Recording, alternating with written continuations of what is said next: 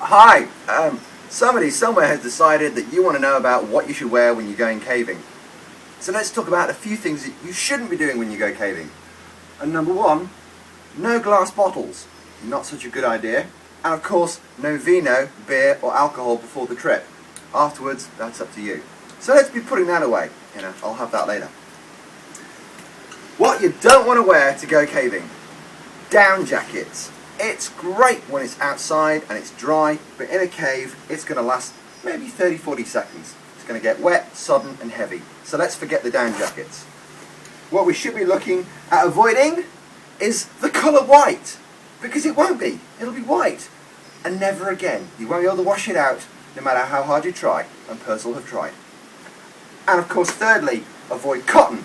Cotton is bad. Bad in the outdoors. We don't like cotton. It gets wet, it gets cold, it gets heavy, it doesn't dry, and you're going to get refrigerated. So cotton and down are bad. And what we're going to wear on our little twinkly toes is definitely not flip-flops and definitely not trainers. We're going to be having something far sturdier than that. No down, no cotton, no nice white t-shirts, no alcohol and no trainers. So what should we wear, I hear you ask? So here's for people who have never been caving before and who are probably going to be stupid enough to come on a caving trip with me. So, this is what you should be wearing.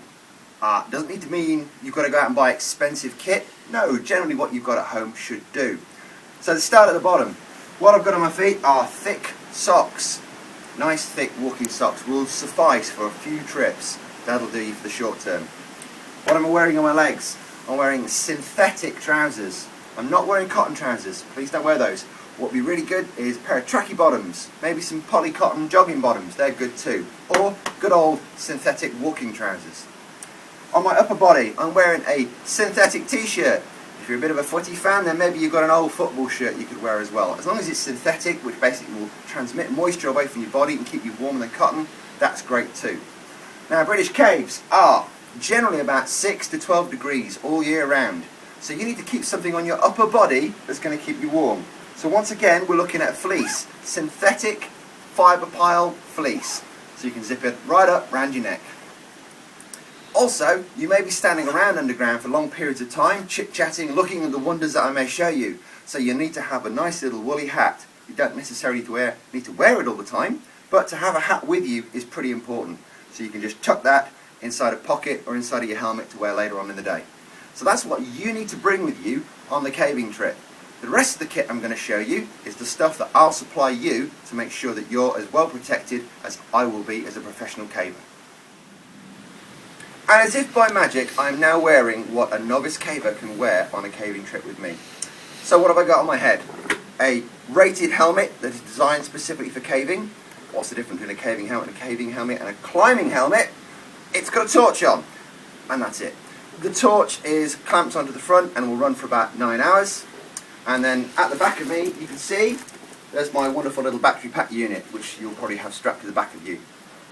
Held around my waist is a nice, big, thick, heavy-duty caving belt, which means that I can help you, grab you and shove you around the cave on the end of a piece of rope.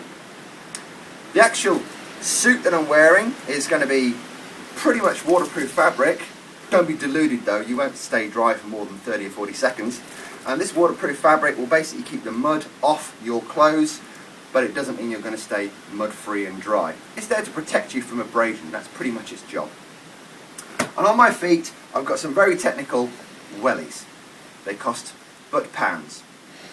You're probably asking yourself, if I'm not allowed to take glass bottles underground, and what else am I supposed to take? Well, I would recommend if you're going to take drinks with you underground, little tiny collapsible bags of, say, something like Lucozade or Ribena, because it's soft and squidgy.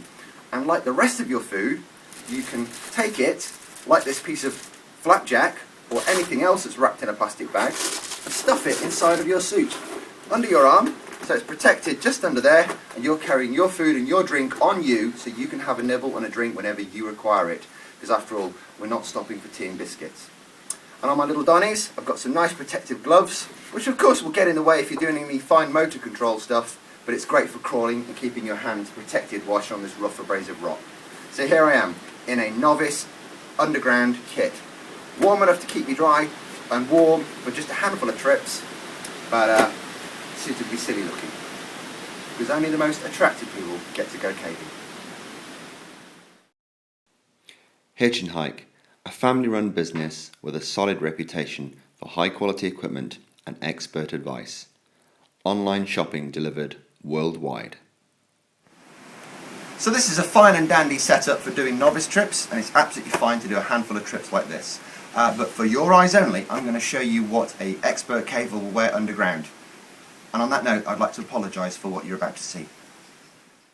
Have a look at my next video, Expert Caving Gear, and what an experienced caver will wear underground.